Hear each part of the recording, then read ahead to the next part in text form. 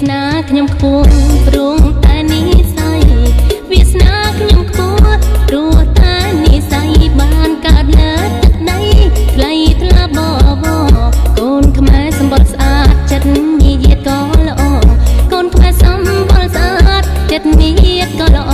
ពូជកូនខ្មែរអង្គរសែនថ្លៃថ្នូរសច្ចៈត្រង់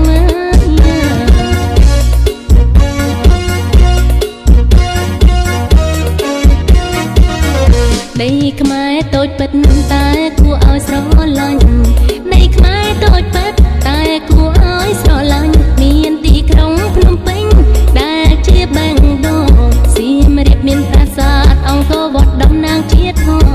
គ្រប់ខេត្តសម្បូរសម្បត្តិធម្មជាតិកន្លងចិញ្ចឹមជីវជនបងបងតាំងពីយូរលង់ណាស់មកហើយ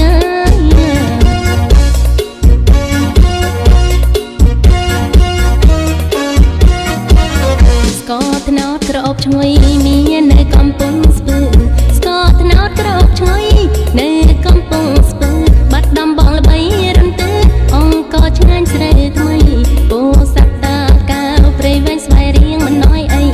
ពោសត្វតាកៅស្វាយរៀងព្រៃវែងមិនណយអីកំពង់ឆ្នាំងភ្នំកងរៃជុំរុកត្រីមហេមា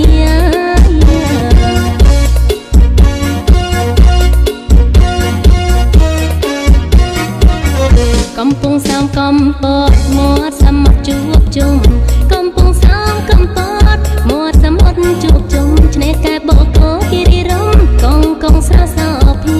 កំពង់ធំនាំផ្លូវទៅដល់ខេត្តព្រះវិហារកំពង់ធំនាំផ្លូវទៅដល់ខេត្តព្រះវិហារមានប្រាសាទល្បីខ្ពស់ខ្ទាតលើលោកកាទទួលស្គាល់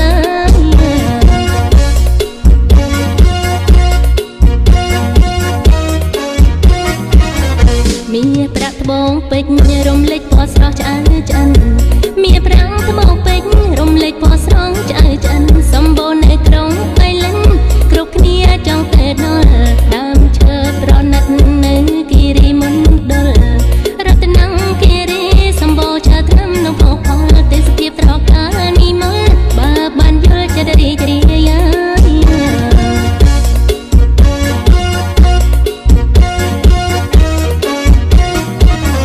មេមត់កំពុងចាំមិនចាញ់គេឡើយមេមត់កំពុងចាំមិនចាញ់គេឡើយដីក្រហមល្វឹងល្វើយកៅស៊ូមានដំឡៃ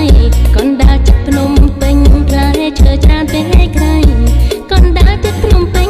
ផ្លែឈើច្រើនពេកក្រៃបេះលក់ដូររាល់ថ្ងៃផ្លែអ្វីក៏មាន